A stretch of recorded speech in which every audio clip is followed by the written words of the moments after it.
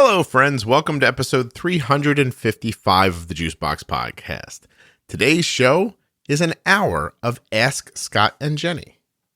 I'll tell you about Jenny in a second, but let's look at my notes here about what's involved in this. Increase basal. I can't read my own writing. Boy, this is a thing. Well, all right, hold on.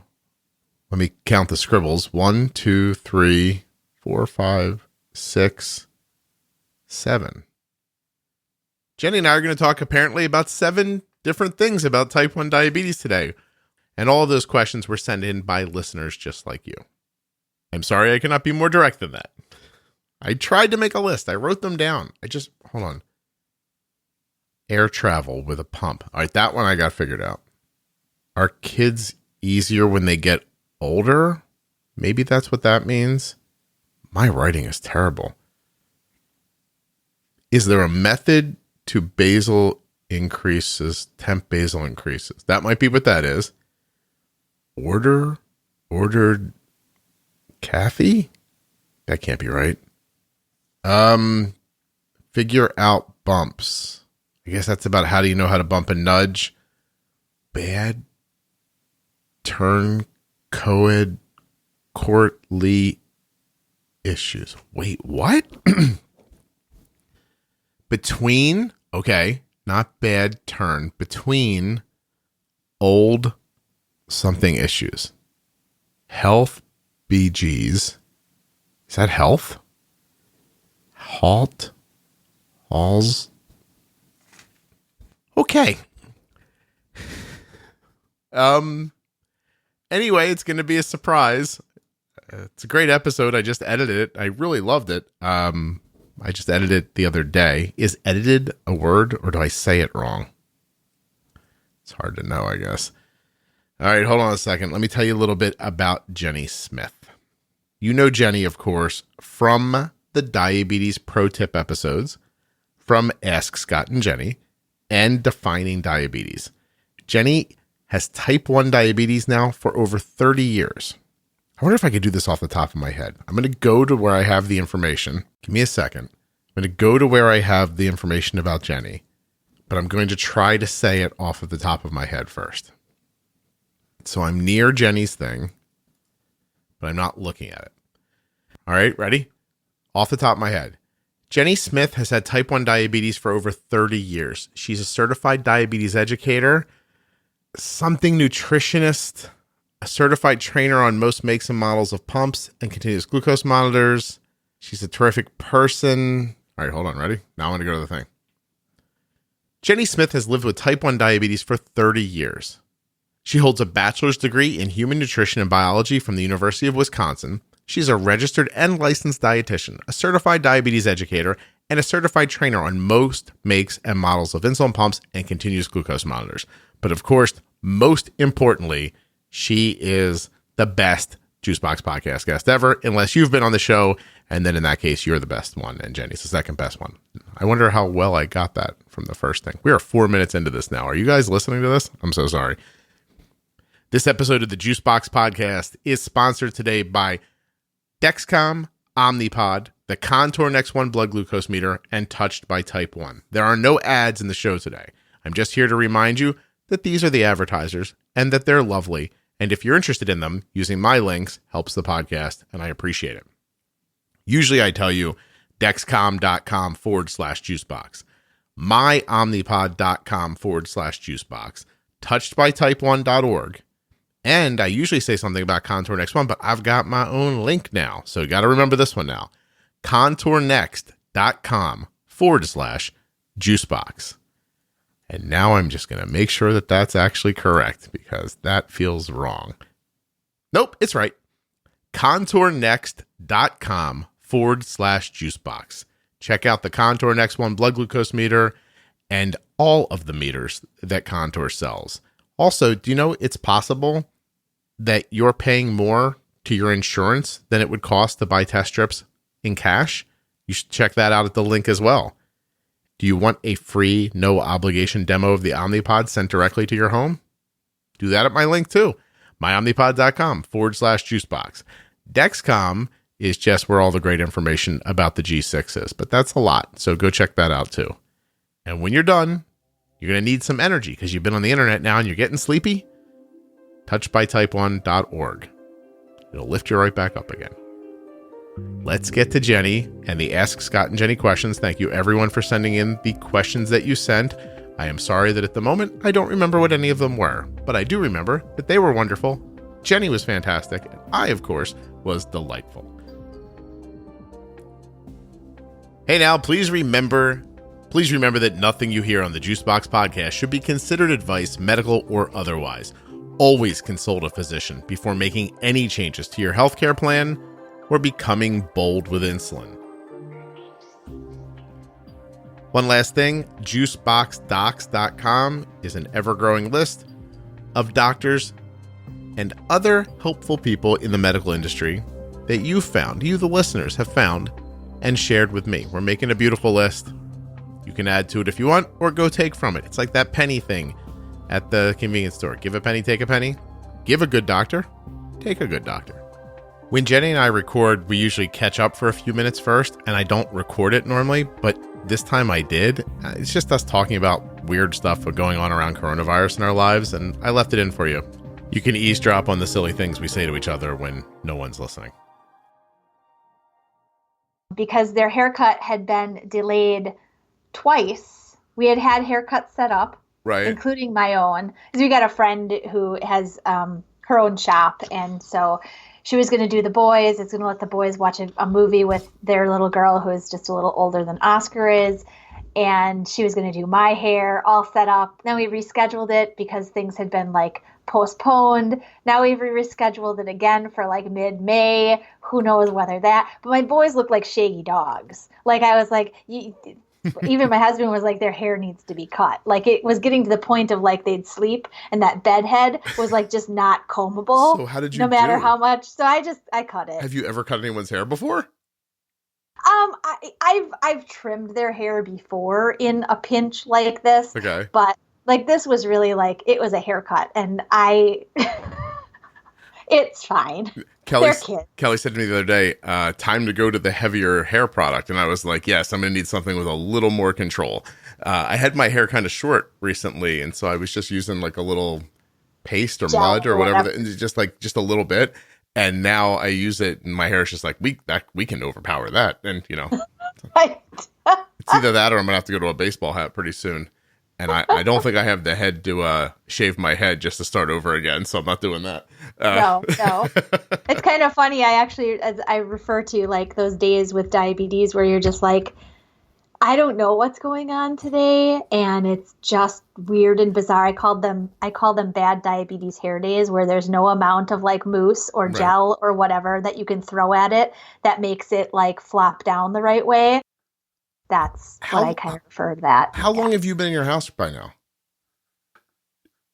This is in 3 days. I'm on to 3 solid weeks.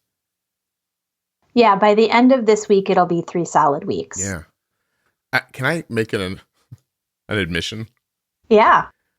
I know a lot of people say this, but I haven't really noticed that much of a difference in my life, which I'm assuming is bad for me. That's funny. But also, I find it incredibly relaxing. That you don't actually have to physically go anywhere. Yeah, well, the expectations are gone now. Are gone. Right? Yeah. Like you're not expected to attend the ball down the street or go to somebody's like hoopla, right? If I feed my kids, keep my house clean, talk to my wife the way we always do, there's nothing there that would change, and put this podcast out on a schedule, nothing else in the world matters right now. Yeah. That's the biggest things, I mean, that are changes for us. Like I love grocery shopping. I love grocery shopping. And at this point, my husband is the one that's actually going now to the grocery store. You picked a person? Because we picked the person, and I'm the person that doesn't have, so he's the one going to the grocery store and doing all that. I feel kind of a sense of loss. Oh, wow. Now I hear you. I'm the one having to go to the store. So yeah. I've been twice now. And I'm like a ninja. Right. I have a little schmutz in my pocket, I'm sure there's a real word for it, but the stuff that kills the germs. And Right. I head in, I don't touch anything. Bang, bang, bang. I grab my stuff, get out of there, gel the hands, move to the car, get the stuff into the car, gel the hands again, get back in the car. Get it home. I strip away the packaging and do all the things you're supposed to do. Then clean the place where I stripped away the packaging, clean my hands again, and I'm done. And I'm just like, probably should be doing this all the time. Not this intensely, but something similar. Yeah, actually it sounds very much like Ginger. Ginger. Yeah. She actually posted something the other day about this is what I do my one trip out of the house. And we've been really trying to, we get the load of what we need. Mm-hmm. And then we really, our refrigerator right now is on the minimum. I think the only fresh vegetable we have left in our fridge right now is celery. And I'm like, we have got to get to the refrigerator or the grocery because I need more than celery and hummus to eat. That's a Facebook post for you, Jenny. We're down to celery. It's time We're to go down in. to celery. Yeah. It's time, right? But so Ginger actually she has gloves. She wears them. She actually takes in paper bags to the grocery store so she can get her groceries into the paper bags rather than having to push a cart that somebody else pushed. Right. She takes them to the self-checkout so nobody else has to touch her groceries. Mm-hmm. She puts them into her bags, and then she actually doesn't even take those bags into the house. She takes the stuff out, puts them in a new bag to go into the house, and she's like, and I wash and I scrub and I sanitize, and she's like, that's what I do. I saw my friend washing a brand new bag of potatoes in her sink yesterday. And I had two simultaneous thoughts. I thought, that's a great idea. And I laughed a little bit. So, but when I put the hand sanitizer on, I hand sanitize me and the cart. but again, I got lucky because when we moved my son out of college, he had a 40-ounce jug of hand sanitizer that he hadn't touched. Oh, nice. So it was like finding a gold brick in the top of his... I was up in the top of his, shelf. I was like, "Oh my God, Cole! I'm so glad you're coming home. You're saving all of our lives. Look at this." Right. And then it made me think, why does he buy stuff like this and then not touch it and use it for anything? Because we didn't give it to him. He needed it for something. He got it into his head at some point, Yeah, he put it in the back of his closet. Yes, there's a 20-year-old boy for you. He heard about what was going on. I do remember sending him a text, and I said, "Look, I know I bug you sometimes at school about sanitizing your hands. Please be a little more mindful about it." I was trying to get him moving before this all exploded without worrying him. And so I guess he went to the trouble of buying it, which was not using it. Put it away rather than using it. I'll use it when it really gets bad. I was like, all right. Now, he did say he had a little one he'd been using. So I'm like, that's good. Maybe he was using it. I mean. Or maybe he was using the big one to refill his little one. It wasn't open, Jenny. So let's try not to be too hopeful for him. Giving him a little credit. He's 2 years into college. He just committed to his major the other day. He's not exactly an out in front kind of kid. No. Yeah. So anyway, I want to tell you something real quick, and then we'll start this recording. And all right, Jenny, let's get back to our Ask Scott and Jenny list. I was going to say, what's on the plan today? Well, I got to tell you. I never know. I appreciate that about you, by the way, that you've never once been like, tell me exactly what we're going to talk about before we talk about it, which is why I think this is a surprise. This time, I actually marked the ones we did with a little word "done" next to it, which, trust me, is a major consideration for me because I'm not normally even that smart. You're smart. You're just not that organized, right? Well, sure. I keep a lot of stuff in my head. I don't write stuff down. I don't check boxes and stuff like that, but sometimes I'm like, this is a necessary thing to me. All right, I'm going to start with... Well, our list here is also very long, so putting done next to them was is definitely helpful. Yeah, but it's a long list. I'm just telling you, I'm not normally that smart. Bethany asks, is there a way to estimate how long an increased basal will be necessary based on the amount of fat, carbs, or protein in a meal? So she's looking for, if there's this many carbs, then do it for that long. But I don't know if there is or not. Not typically. And that's why we have a standard of what we say start with, right? For fat, end of the meal, increase the basal by 50% over the next 6 to 8 hours. Experience will show you whether or not that works well. I, for one, have found that an increase in basal for a high-fat meal in the daytime, I don't need as much of an increase, and I don't need it for as long at night. So, for example, you're active, you think? I think it's because during the day I'm up, I'm moving after the mealtime. Okay. Like if I go and I have a higher fat type of a lunch, let's call it pizza or whatever, right? Mm-hmm. That's the typical example. Usually in the evening, I would need that 50% increase, and I typically need it for about 6 hours. Okay. During the daytime, lunch, I usually need maybe a 30% increase, and I only need it for about 3 or 4 hours. Okay. And I have to say, from just experimentation, I think it's truly because after lunch, I'm not going to lay down for a 4-hour nap. Mm-hmm. I'm up, I'm moving, I'm doing things. I've got things to do around the house or with my kids or whatever. I'm busier. Where in the evening time after a dinner like that, while I might be doing some things like putting my kids to bed or doing the dishes or maybe in the laundry or something, but for the most part, I'm a lot more like sedentary into the evening. Yeah, well, that makes sense. Listen, obviously I think about it in pictures, but in my mind, the basal's it's a heavy jacket. And you need you put it on while you need it, and when you get too warm, you take it off. And so that's easy to say if you have a CGM, but if you don't, then just test at intervals. Mm-hmm. I also believe that after experience, the answer will come to you. Let's say it ends up being 4 hours that you need this basal rate for. The second and third time it ends up being 4 hours. Well, I mean, then I stop testing and I assume it's 4 hours. Right. But you have to try it to know. And the same thing kind of goes for protein. The bolusing strategy for the most part, not basal increase, but the bolusing strategy for protein says try to start it at the end of the meal, extend the whole bolus out over the course of a 3-hour time period. Yeah. Well, on average, people probably need it somewhere between 2 and 4 hours, depending on the portion of the meat. If you're only bolusing for 12 extra grams of protein versus the night that you go for your 16-ounce pound of steak and you're bolusing for 40 grams of protein, very likely that's going to also define a time to extend it out over because of the portion, right? It's kind of like the load impact versus just, So that can help with that too. The other thing for protein is kind of protein. You may find that leaner proteins, such as like a lean chicken or even most fish, tend to have a lower impact on blood sugar over the hours after. Even if the quantity is large, you might still have to cover it, but maybe not quite as much as something like red meat. Okay.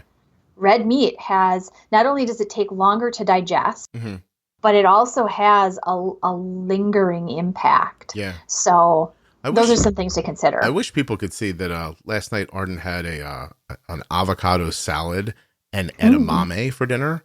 Yum. And I want to say that I bolused 40 or 50 carbs for that. And that I think is stuff people look at and go, that's free almost. That's a vegetable. And I looked at the fat in the avocado was a big part of it. I think the true carb count, if I was really paying attention, was probably more like 30 carbs once you put the dressing on and stuff like that, which she didn't use a ton of. But I looked at the fat and I was like, all right, we're going to need more power here. There's going to be more glycemic load here from the fat. And not in the way you think of it normally, not from carbs, but just from its ability to hold it up, which I think that might lead us into Jamie's question here. Now, Jamie says maybe this is a pro tip, and you tell me if you think it needs its own discussion, miniature discussion, because this is something I don't think I put a ton of effort into understanding, but I know that some people do. She's asking about eating food in a certain order. Her example is saving fruit for last when you aren't as low as you would be when you started the meal, or the other way around. What do you do? So the timing or the placement of the food intake. Yeah. To a degree, there is some there is some strategy for what she's kind of talking about. Right. You know, if you are starting on the higher end blood sugar wise, and let's say you didn't have as much time to pre-bolus as you would have really liked to. Mm-hmm. Sure. If you start the meal with like iceberg lettuce and the protein part of it, right, you're going to have that sitting in your stomach first, getting worked on first, before you maybe get to your baked potato or your rice pilaf or your fruit on the end or whatever it might be. Starting with the lower glycemic or almost no carb kinds of foods first. Yeah. Puts that into the stomach to get going. We know that proteins and fats take longer time to process and digest to begin with. And well, I mean, I kind of always think of my stomach kind of like a cement mixer, right? It's not just taking your chicken and digesting it and then moving on to your berries and then digesting those. I mean, it does all get churned together and processed, you know, with stomach acids and whatnot. But for the most part, yes, if you can start the meal with the things that you know are going to be slower, letting the insulin kind of get working and going, and then add in the carbs at the end, absolutely, that's a strategy to use. Yeah. And I mean, I've sent Arden into a meal more times than, you know, I can count, where she's, you know, 70 or 65. And the last thing in my text was like, start with the, you know, whatever the simplest sugar is. Right.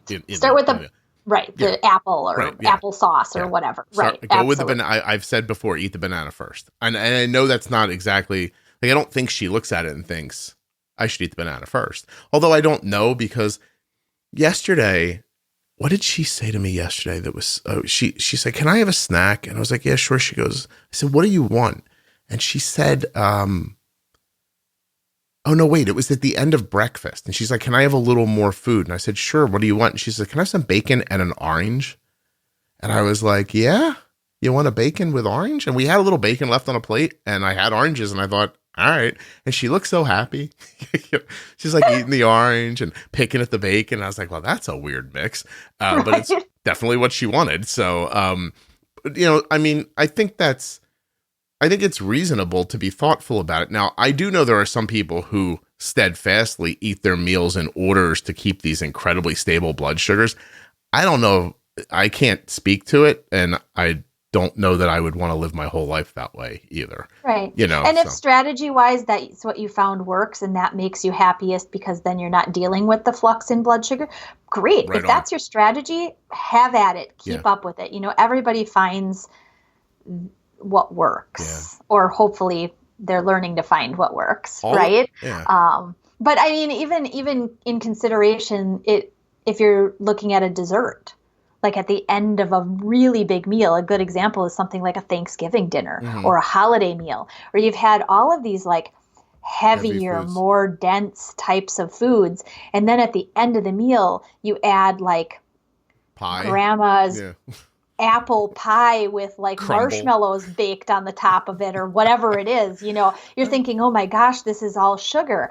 Well, what else do you have to consider? You have to consider all that other food that's sitting in your stomach so heavy. That might actually be a time that while normally you'd take a bolus and pre-bolus everything, not even choosing an extended bolus.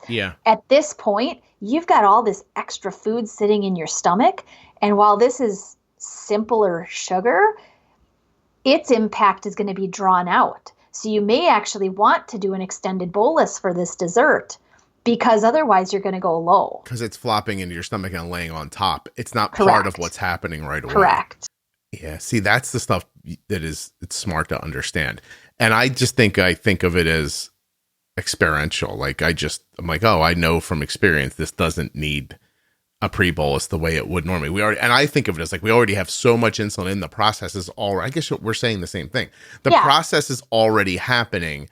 Now we're just throwing in, you know, like another teaspoon into a gallon of water. And, you know, okay. By the way, all of Jamie's questions are like, I think this would be a good pro tip. I think she's trying to produce the podcast here, which, by the way, there's some really good questions here.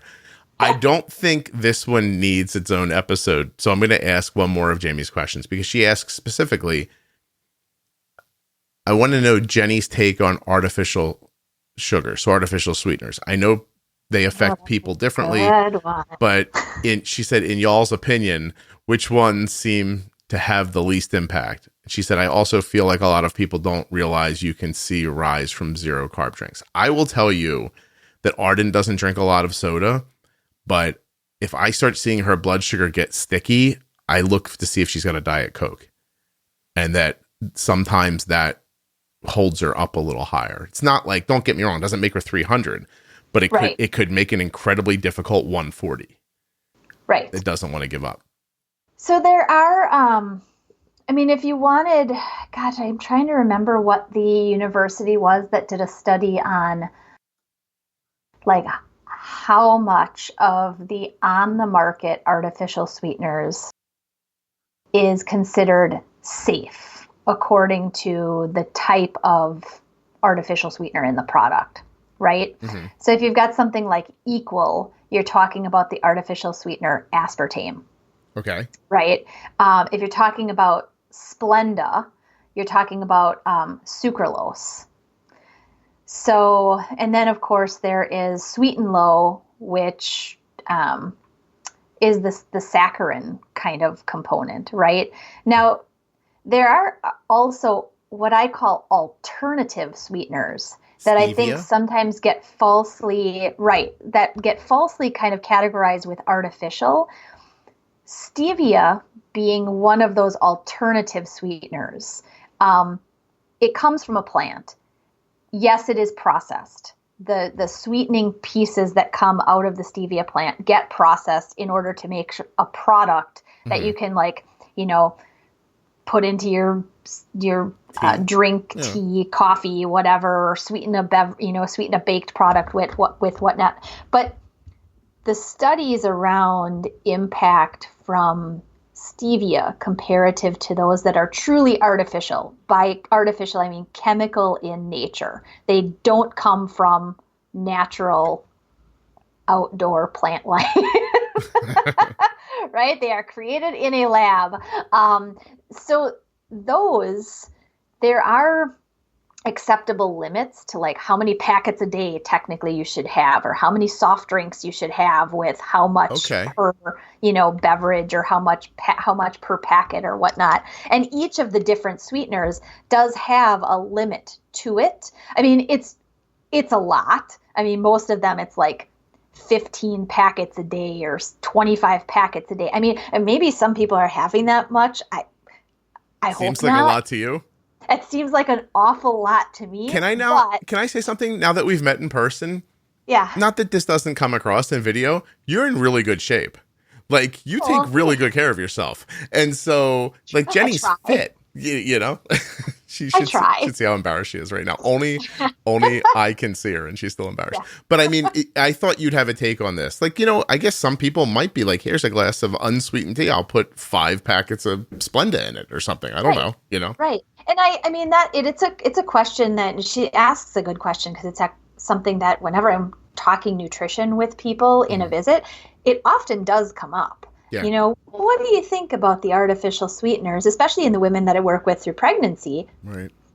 It's a very common question. Should I stop drinking my Diet Coke, blah, blah, blah, or whatever it is? There are studies, I think, that they're kind of like a 50-50. There are studies that kind of are on the side of, these are chemical in nature. They're not natural. They're not like going out and pulling the broccoli off of your garden stalk, right? It's something that some very smart lab chemistry person put together, and hey, it's got a sweet taste, and hey, it doesn't, for many people, it doesn't raise blood sugar. Mm-hmm. I can't say that's 100% true for everybody.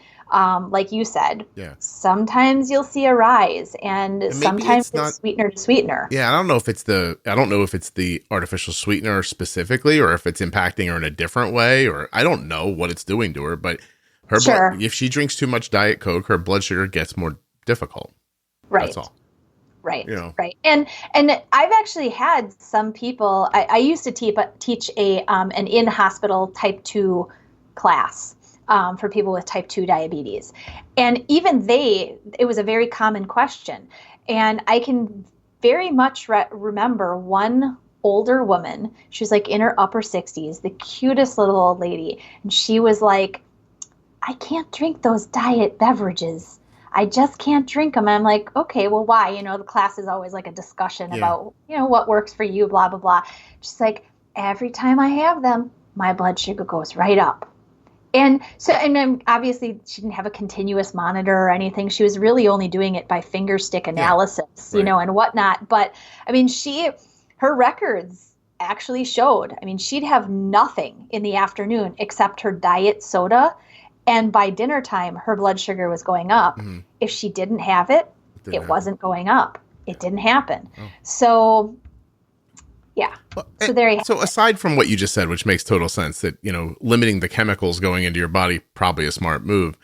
I don't eat that much sugar to begin with. So when I have a cup of tea, if I use 2 teaspoons of sugar, I mean, whatever, right? Like if 2 teaspoons of sugar in a cup of tea is going to take me down, Jenny, then I guess that's going to take me down. You know, I mean, I just feel like that it wins. But I think you got 8 grams of carb there. Yeah, I don't eat a lot of sugar at all. But you know, at least it feels natural to some degree. You know, somebody didn't make it in a lab. I'm hoping.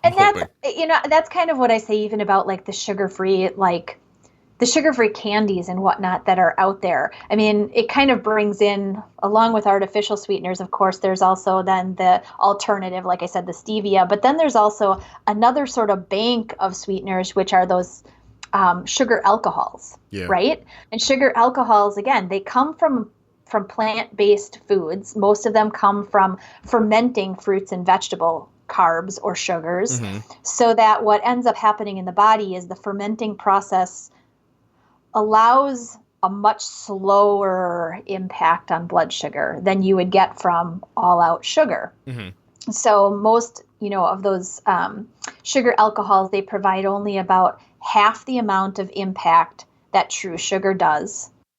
And its curve in action is very, very slow. They also, if you eat too many of them, are not very nice digestively on you. But I always feel like, if you're going to eat 3 sugar-free Hershey candy kisses, I would rather have the real thing. Yeah. And that's just personal. Like you said, you'd rather have the real sugar in your cup of tea than something that's artificial. And if you account for it in your day total, if you're keeping track of things, calorie-wise, most of those sugar-free products aren't lower calorie overall than the counterpart of regular. Mm-hmm. Because oftentimes when they take sugar away, they have to add back something else that tastes a little bit better, and it's often fat. Yeah. Well, I listen, I will have chocolate once in a while, and there's a company that makes a chocolate chip that I find to be like a really quality chocolate chip. And instead of having like a Hershey Kiss or something like that, not there's anything wrong with a Hershey Kiss, but there's a quality issue there, like mass market chocolate versus so I'll buy like a bag of chips, and if I want chocolate, I'll take like, I don't know, 4 or 5 chocolate chips. Yeah. And by the way, the bag of chips is like $3 and it lasts forever. So there's ways to, substitute things and correct. And get more, I don't know, this isn't English, but more real food into your snacking, even when it's snacking like this, Right. All right. Okay. And I remember if somebody wanted the actual information about how much artificial sweetener they can take in, it was a study done by the University of Alabama at Birmingham. You can actually go to their website and they give you information on how much saccharin, aspartame, and sucralose is appropriate. It's based on a 150-pound person. So. Oh. Yeah, so be 150 pounds and you're taking this data into effect. FYI. Or start doing your multiplications and your divisions and your gazintas. Well, all right. Well, this question from Libby may not apply in our new world, but flying in an airplane and pumping with an insulin pump. So does air pressure deliver insulin? Is that why some people find themselves lower after a flight if they're wearing a pump? Jenny just readjusted her jaw 6 different times and a word didn't come out. Well, I want to address it in terms of being true, in also that there are no true studies that are approved by some fancy university or research laboratory that has actually done this. However, there is anecdotal, let's call them, evidence from people that have diabetes, wear insulin pumps, and they've actually documented what happens when you fly with especially a tubed insulin pump. Okay. It's more of a known issue with a tubed insulin pump, that in the ascent and descent with a tubed pump, pressurization can actually either withdraw insulin back into the reservoir, thus creating an air bubble in the tubing. Okay. And potentially then causing a lack in pumped insulin. Some people experience not only a high at some point, or a rise that they can't explain because they haven't had any food or anything else happening on a long flight. Or in this example, a drop down, often, and a lot of people refer to them as like the baggage claim lows, where they finally get to the baggage claim, and as long as their hike through the airport hasn't been like 6 miles, and they're huffing it, for the most part, people end up waiting for the bags and have a low blood sugar. And why? It's because potentially on descent, there is a pump out of insulin from that piston, from the pressure that pushes the insulin through the tubing and delivers almost a bolus of insulin. Then it's not registered by the pump. Right. You can't go into your insulin dose history and see, 2 units was accidentally delivered. The pump doesn't give you that because there were no button pushes that did it. So it's like having a flaccid hose full of water, and the water's just sitting in it, but you grab one side and give it a squeeze and it runs out the other side. So the air pressure increases and forces the insulin through, and it's easier to come out of your set. So that's where it goes. Correct. And our recommendation to kind of counter it is on ascent and descent, essentially you disconnect.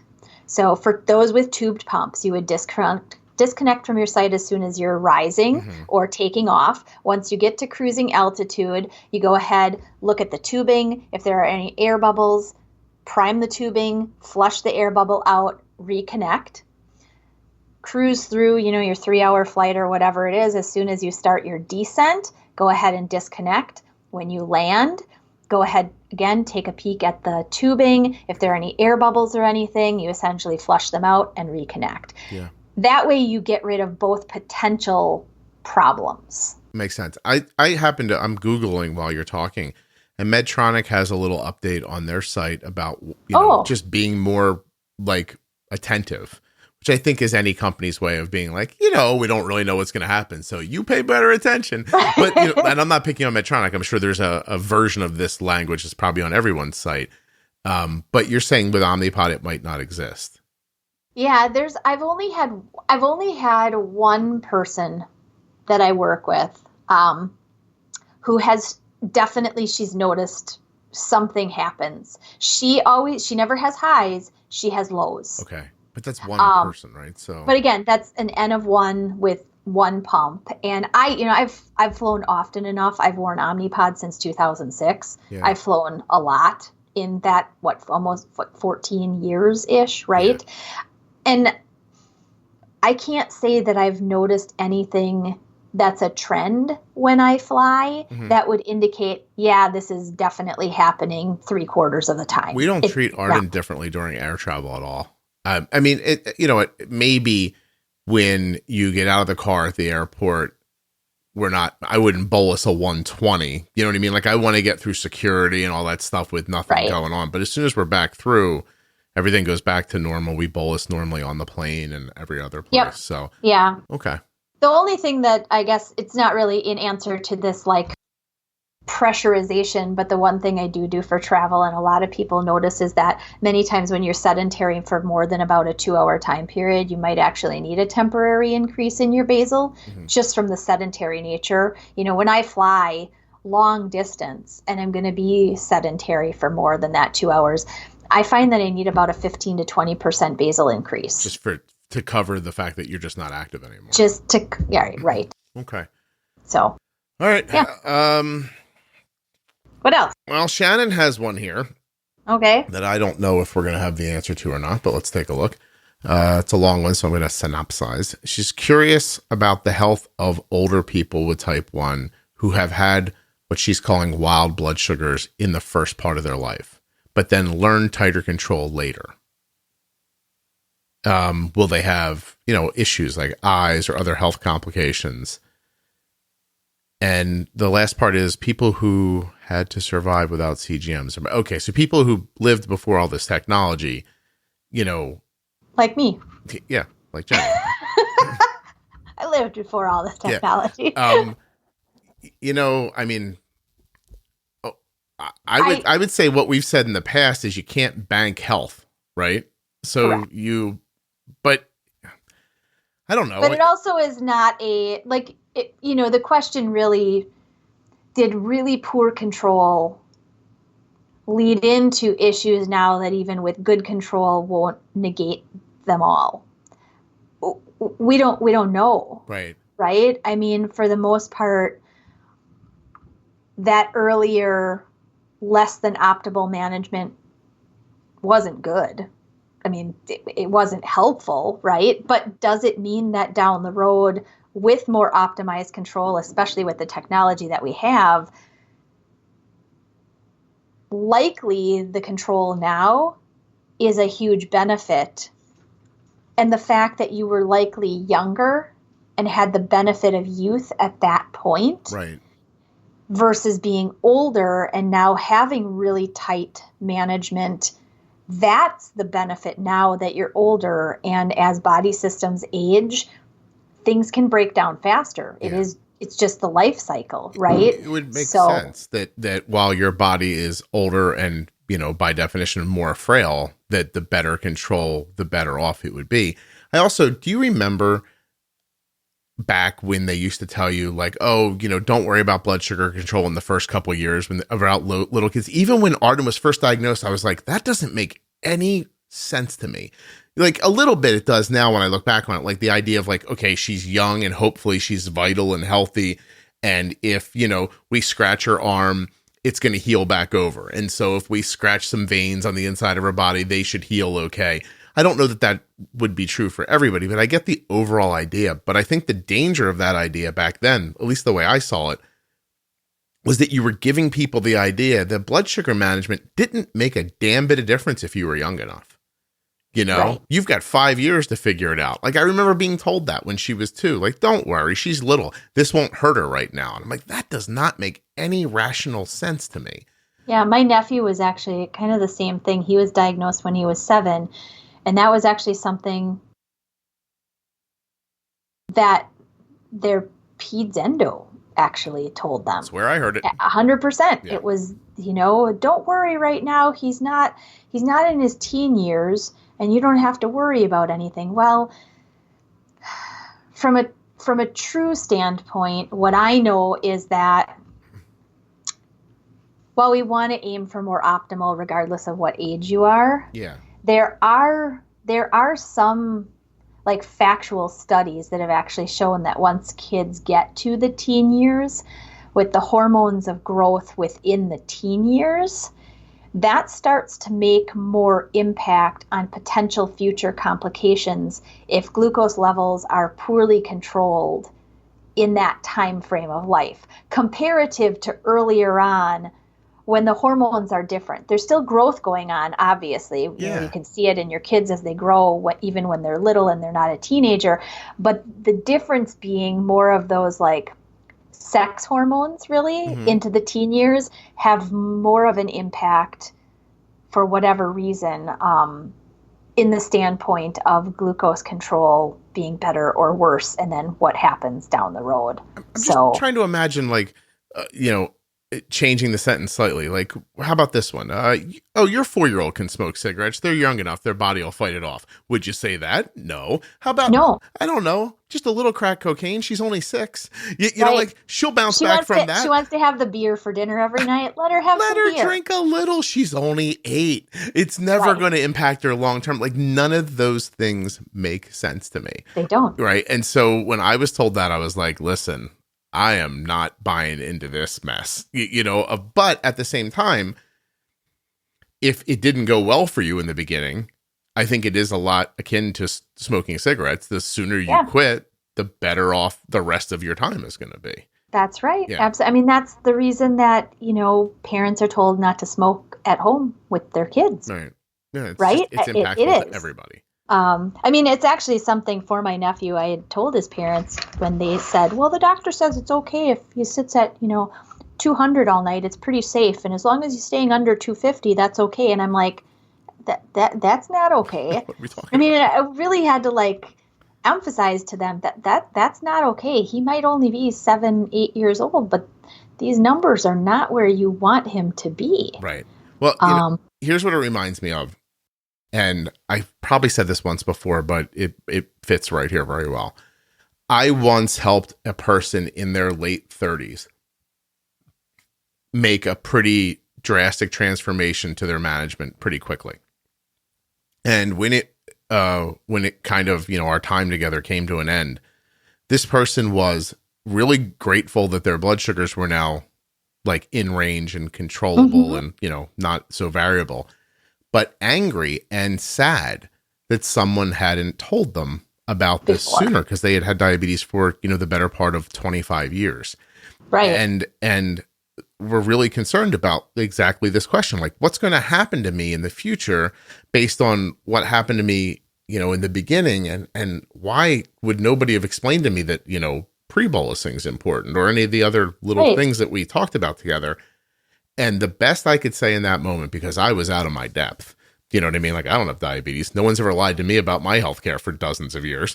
And so I just said, listen, now, just do a good job, move forward. You can't change the past. Any other birthday card euphemisms you can think of. There's no sense in hanging on to anger about this. It's you have a real chance now. Let's see what happens, Right. Keep doing it and let's hope for the best. And do you really have any other options than hoping for the best? No, there's not. And even, if you knew what wasn't working in the past, it was likely because technology wasn't where it was today. Yeah. Right. I mean, my mom definitely says, as I've said before, if she had the technology now, she would have felt a lot more comfortable sending me off to a sleepover that the parents weren't given a 2-page sheet of instructions of what to do. Yeah. She would have been able to follow things from home and felt a lot safer when she sent me to sleepaway camp. And, all of those pieces of management that were there, we did the best that we could, but I'm quite sure that in between the finger sticks I had a day, I'm sure it looked like a roller coaster because we didn't know what was going on. I think that at some point in the very beginning, the statement 200 safe overnight, don't let it go over 250.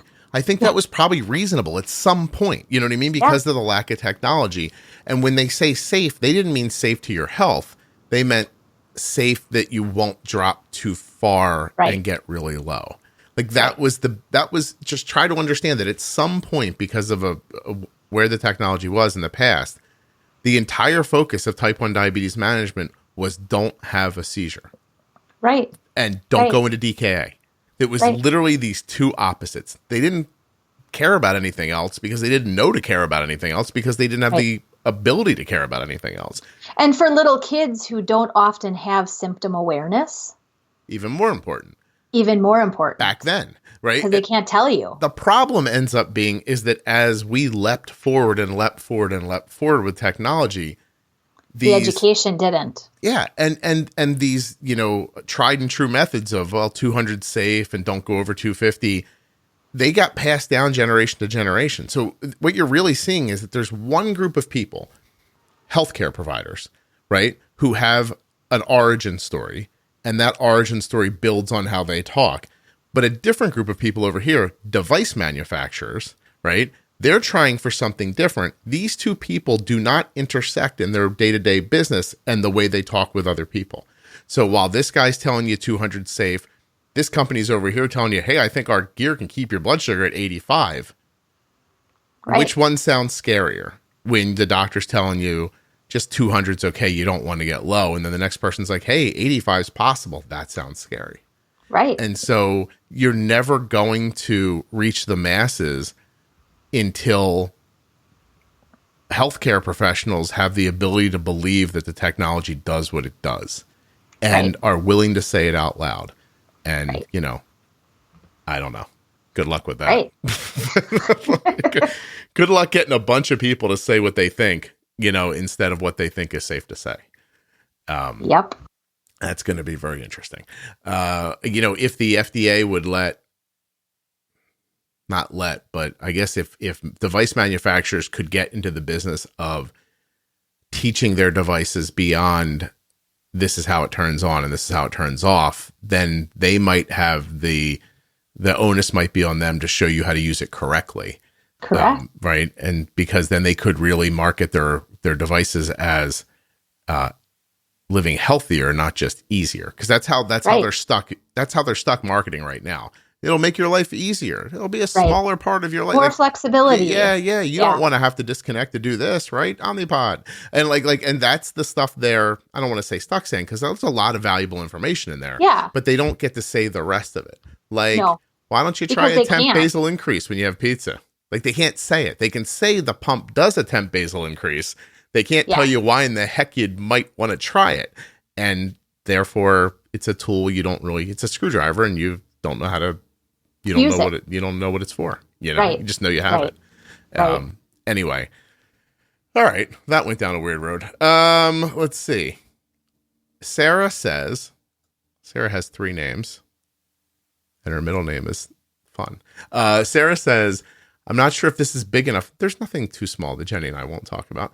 But is it true that younger children are harder to control compared with older ones in terms of their blood sugar? Does body size make a difference? I always look at people's stable graphs with such envy as we seem to go up and down so much. It sounds like their daughter's 2 years old. Is that more normal in younger children, or is that more proof of my inexperience? Because we're only about a year and a half into this. Well, I think it's probably both an indication of your inexperience and normal. I always tell people, figure out how to use the insulin so you can feed them, so you can fatten them up, because this is easier when they get bigger. But I don't know if that's just me or if that's true. Yeah, no. And there are kind of a number of questions within the question, right? Yeah. There are a number of things to kind of bring about. Are younger kids harder to manage than older kids? I think it's a different strategy of management. Right.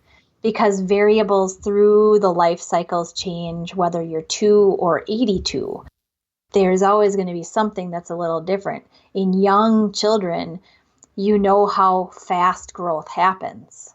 So growth impact is always going to be more profound than when you get to, let's say, the teen years, especially for like a teen girl, let's say, who's not growing anymore, but now she's got hormones and a monthly cycle and things like that. So that's in the picture, despite growth not being in the picture, right? We talk about it wrong, though. We always say diabetes is always changing. Diabetes is the same. Their bodies are changing. That's right. Right. So, when your kid's littler, and like Jenny's saying, they're putting on a pound or 2 every couple of weeks, that's making your basal not correct as they get bigger and bigger. Right. Or at the same time, they become more active, they start to walk, or they start to do more things. That changes the impact. And so is it harder? It's the same. It just changes more frequently while they're growing, right? And then when they get to that point you're talking about where they're like an adult woman who's getting their period, it's still happening. But it's happening cyclically by the week. This week is different than that week, and that week is different than this week, and you have to know what week you're in. Correct. Yeah. And then, with little kids too, the other part of little kids that can increase the amount of variability which she brings in. I feel like we're all over the place versus some of these graphs that I see that are just nice and flat. Well, the variability with a small child, 2, 3, 5 years old or whatnot, and I know myself with even the way that my 3-year-old eats, he could love the same exact breakfast and eat it 100% for 5 days in a row. And I gave it to him on the 6th day and he eats 3 nibbles and he's like, I'm all done, Mom. Yeah. Okay, well, great. Now, if I had to bolus for that, and I work with so many kids that I see this as a consistent problem, right? I mean, that adds variability. Now you've bolused for this amount of insulin and there's not this amount of food there. So you have to offset it in some way. Well, that brings in a potential roller coaster if you haven't quite yet figured out how to offset what you sort of front loaded with, right? I always say that I think the key to pre-bolusing kids is to choose whatever amount you know they're going to eat. Like it might just be 5 carbs, but but if you ever sat your kid down, they've just been like, I'm not eating this at all. No, they put something in their mouth, right? Or they switch to something. So if it's a 20 carb meal and you have that feeling of like, I don't know, is this the day the kid just doesn't eat their breakfast? Pre-bolus 5, carbs of it, right? And get some insulin on your side. And then when you see, oh, this food's going in, then put the rest of it in right away. Or if they throw up their hands and are like, not today, lady, then you've got some time to decide what else they could eat. You haven't put in the insulin for the entire 20 carbs. Now you're sitting there just staring through the wall going, oh my God, eat the food. Because there's reasons you don't want to do that, because you don't want to cause a weird relationship with your type 1 diabetic and food. You don't want them to feel like food is a thing they have to do even when they don't want to. There's some really good psychological reasons not to do that. There are. You also don't want to get into the roller coaster situation where their blood sugar goes to 300 and then comes crashing down and then they have to feed them and that becomes your day. So you have to pre-bolus something. It's so funny that I was corresponding with a person who has gastroparesis one time and they were saying, I really want to pre-bolus, but I don't know how because some days my body starts to digest my food and some days it doesn't. Right. And after a long phone conversation, I said, you should do what people do with little kids. And just get a little bit started. And then as you see your blood sugar wanting to go up, getting the indication that your food is being digested, then throw the rest of it in. Right. That ended up working for that person. Or throw some in and extend the rest of it. Right. Or keep cheating it out into the future, but get it moving. Yep.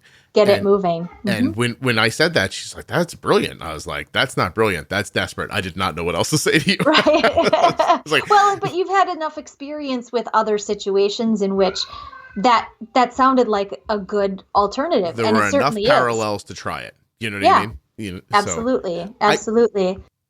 I was going to say that I think that a pit that we all fall in at one point or another with diabetes, or maybe life in general, is feeling like there are rules that we don't know and that we have to find those rules so that we can follow them, when obviously that's not how life really works. Right? There are guidelines. Yeah. I always feel like it's like this is your guideline to like the exploration of the woods behind your house, right? There's no rules to follow. It's just don't go near the growling bear in the bush over there. Some best practices, maybe. Some best practices, right? That kind of a thing. Yeah. The other thing that I did want to say is, it's really hard with today's online community with diabetes, which is phenomenal. It's great. I wish I had it as a teenager and even an adult into college. It would have been fantastic. Right. But I also think that we, unfortunately, start to compare to what other postings show. Right. And I don't think that's fair to do. So in this case, this mom who's like, well, I see these straight graphs all the time. You don't know what went into that straight graph. Yeah. You don't know the food intake. You don't know the activity level. You don't know where they are in diagnosis or whatnot. Yeah. There's a lot more that goes into that flat or that curvy or that, up, down roller coaster, or whatever kind of graph. And so it's easy to stay. It's hard to accept, but don't judge your own management off of what somebody else has posted. Or the things that they say are the important parts of getting to that. So I'm going to show Jenny something that she doesn't see. They're going to see, where's this out? Where's my camera? Can you see that? Okay, so that's 3 different people I'm tracking on Dexcom. What are their blood sugars? One is 98 with a horizontal straight steady. Another one is 93 with an angled arrow up. And another one is 130 with a steady, straight, horizontal arrow. Okay. Do you know what those 3 people have in common? They all have diabetes. And they're managing their diabetes this is going to sound horrible to somebody, but trust me, I'm not trying to be like that. I'm not being pompous. They're using my style. Sure. That's what they have in common. They're reacting to certain things, doing certain things, not letting some things happen, like that kind of stuff. It's a system. They have a system in their head. They're following that system. And so at the same time of day, those are 3 blood sugars that are pretty much the same. You know, they're stable in a great spot. Yep. It's because it's the style. It's your style of management. So when Sarah asks, is this my inexperience? Not necessarily. It might be an experience. It also might be that you're very experienced at something that doesn't work. Right. You know, and now you're just beating your head against that wall going, I don't understand. This is what I was told to do. Why isn't it working? So there's one of those kids on there. I was texting with their mother last night, and I was like, you know, you need to give her some insulin right here. And she's like, I don't want to. Her blood sugar is only 140. And I was like, I don't care. Like, if you don't stop this 140 and make it 90, then 2 hours from now when she goes to bed, she's going to be 200. And then you're going to get into a different space. And so my concept is, if you don't get high, you won't be high. You won't be high. Right. And it turns out if you put those concepts into practice, I mean, the pro tip series you and I did is just that's it. Like, that's the whole thing right there. If you do those things, that's it. If you gave me 3 more kids, their blood sugars would be right around there right now. And there's anomalies that happen. Like, you know, sometimes, you know, people eat things and they don't say what they eat, or they miscount carbs, or aren't intuitive enough about glycemic load and index and stuff like that. But for the most part, you take the steps, it usually works. Right. I mean, I don't know another way to say it. Like, I'm not trying to say it's easy. It's not easy, but there is a formula in there that leads to that. Mm-hmm. So there's 2 kids in there that are, you know, one of them's probably still asleep. One of them, they're in different time zones, but they all have the same experience. The same strategy. Yeah. So Sarah, I think you figure out what works and then stay flexible while your kid is growing, and keep applying the tools, understanding that the game is changing a little bit. So I don't know if that makes any sense or not. And certainly reach out, you know, for help. Remember to ask more questions, even at your doctor or endo visit or CDE visit or whatever it is. Remember to ask more in-depth questions in order to get more in-depth help. Yeah. Oftentimes, I think people end up going in not really knowing what to ask because they haven't gotten help before. Right. So they just leave it up to the doctor to kind of give information. And then they get nothing back and they think, well, my doctor's not very helpful. But if you don't bring in more, I see this happening around gymnastics every day. Right. I see this happening every Tuesday, Wednesday, Friday. Can you help me? Great. Now the doctor has more to go into the data and pull and get a trend and offer better suggestions. You have to step back and have a macro view of diabetes, but you have to have micro questions. Right. Right. So you can't just yell, I don't understand, every night at midnight, her blood sugar's high. Well, that's your macro view of it. That's not helpful to a person trying to help you. What's your micro view of it? What's happening in the hours just prior to that? Those are the things you need to know. You know, it's this one kid's blood sugars were not great 3 days ago. And if you looked at I did it through texting. If you look at the questions I asked them, most doctors would not look and go, oh, well, those are the questions that need to be answered to fix this kid's blood sugar. I ask really odd things that answer the questions I need answered. And so my point is that those are the questions to me you ask. Those are the like the micro specific questions. Yep. And I don't know how you, Sarah, I don't know how you figure that out other than experience, time, and don't give up. But I can tell Sarah and anyone listening to this, my experience has been that people who are thoughtful and concerned and care and ask questions like the one Sarah's asking, those are the people who make out well because they're interested. Right. And they're trying. And they keep looking until they get an actual answer that helps. That's it. Yeah. They're interested and they're trying and they care. And to be honest, that's pretty much what you need. Right. And as long as you don't give up, you'll find it at some point. You might not find it from me. You might find it somewhere else. But you'll find something that somebody says that clicks with you and makes it all feel kind of easy at that. Right.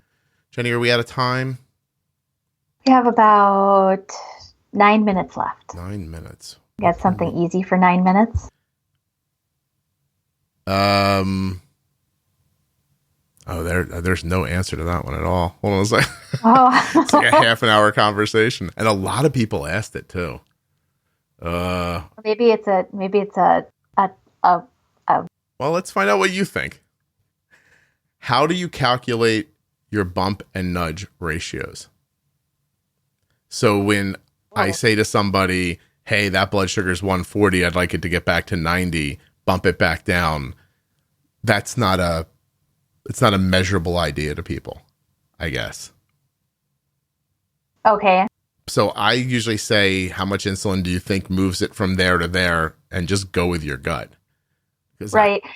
And it kind of starts then with, kind of brings you back to the pro tip series of figuring out things like basal and sensitivity factor and even, that kind of stuff, because really anytime you're playing with the bump and nudge, you're playing with the assumption that a certain amount of insulin, let's say 1 unit, will move your blood sugar a certain number of points, right? So if 1 unit changes your blood sugar by 60 points, and that your cup of coffee in the morning, without bolusing for it, you've noticed that it kind of raises your blood sugar by 65 points on average. Well, you know what? Then you need to start taking a unit of insulin to stop the 65-point rise, because 1 unit offsets you by 60 points to drop you from too high back to where you want to be, right? So the bump and nudge is kind of, if they're looking for a math, it goes along mostly with sensitivity factor or correction factor. It goes along with how much do I want to knock this down and how sensitive am I to insulin at this point of the day. Because many people also have sensitivity factors that differ based on nighttime, daytime, afternoon, or whatnot. I myself have 2 sensitivity factors, one that lasts through the daytime, one that's overnight for me. Okay. So, I'm more sensitive to insulin overnight. So I don't need a load of correction if I choose to bolus for a higher number that gets up there overnight. I don't need as much overnight as I do during the daytime. Yeah. I have to say, I don't think I take it for granted because of the podcast, but if I wasn't talking about diabetes this much, I probably would. That idea that I can look at Arden's blood sugar at 11 o'clock and say that needs a half a unit, and look at that same blood sugar at 7 p.m. and say, hey, that's a unit, or at 4 o'clock in the morning, it's 0.2. It just, I don't know how to explain other than to say, I look at the blood sugar, I look at the situation, and then I know how much to give her. But I don't know how to tell you what I saw and how it led me to that answer. Decision. Yeah. Other than to say, have diabetes for a while, and all of a sudden you'll just sort of know. Some of it's experience, definitely. Yeah. Like I can say that, gosh, if I know that 1 unit again changes my blood sugar by 60 points, but I've also got like a load of fat in the picture. Well, gosh. Yeah. Need a lot more of a nudge than you would if it was just because of miscounted carbs. And I'm not saying that I haven't adjusted a blood sugar at 1 a.m. and an hour and a half later been woken up by the same high blood sugar and then thought, oh, I forgot what we ate for dinner. Now I remember. Like, that's going to happen. You know what I mean? It is. But the good news about that is that I was trying to stop a 140 and it's still 140.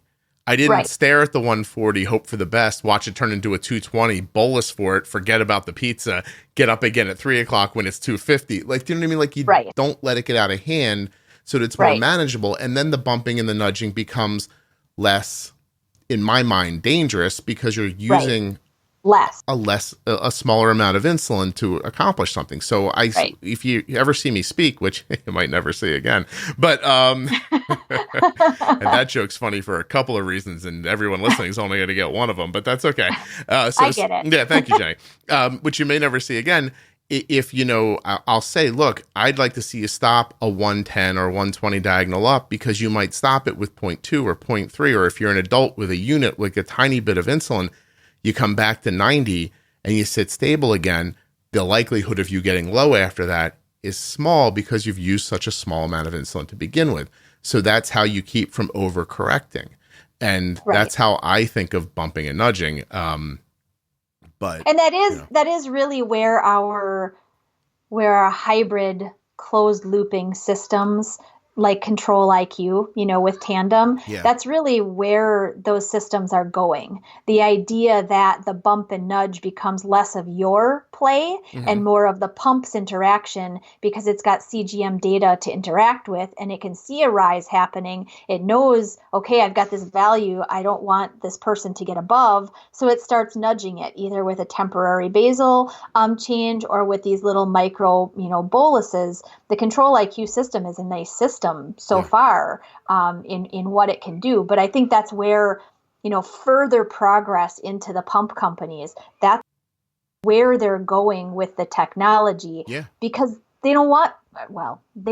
people with diabetes don't want, while you know how to bump and nudge now, you don't want to have to pay attention so much to have to do it all the time. 100%. I always tell people too, bumping and nudging is a teaching tool. At some point you should learn from the bumping that you should have done something different Before. at the meal, Right. Like it's not a long-term idea. It's part of a bigger teaching idea. And having said that, when I watch an algorithm change basal rates and, put insulin in, I'm like, that's what I do. One day I'm not going to have to do that. And I'm like, ooh, this is very exciting. And by the way, bumping and nudging is, it's my idea. The words, and they're for sale. Like if a pump company wants to buy them for marketing materials, I'm open to having a conversation. Just let me know. That's right. Anyway, Jenny, I'm going to say thank you. Hold on a second. Yeah, thank you.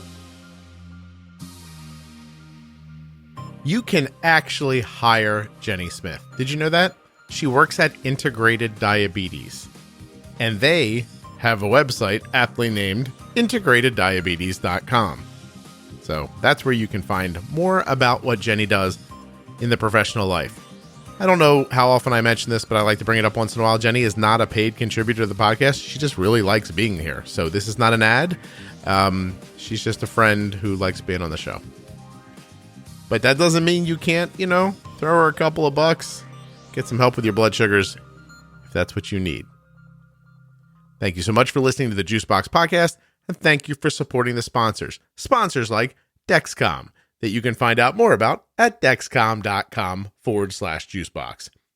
And how about tubeless insulin pumps? Well, there's only really one, but it's called Omnipod, and you can find out more about that and get yourself a free, no-obligation demo sent right to your home by going to myomnipod.com/juicebox.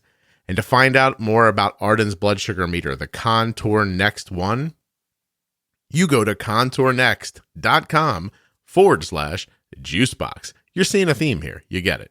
And of course, Touched by Type 1 is at touchedbytype1.org. Great organization doing wonderful things for people living with type 1 diabetes. And all they want is for you to know they exist. So go check them out. Touchedbytype1.org. You think we'd get a Juicebox slash in there, but it's not happening. It's okay. I'm not hurt. Oh my God, that was exhausting. I'll see you guys later. Bye. It's hard to talk like that for a long time. Everything's real deep and you're trying to enunciate and to not overspeak or underspeak. It's like, hello, this is the whoa, God. It all feels like that a little bit. It's been a long week too. It's Friday. I need to get to the weekend. Actually, I'm turning 49 on Sunday and I'm feeling every moment of it. No, I'm not. I'm okay. Am I? It's hard to tell. Who am I arguing with?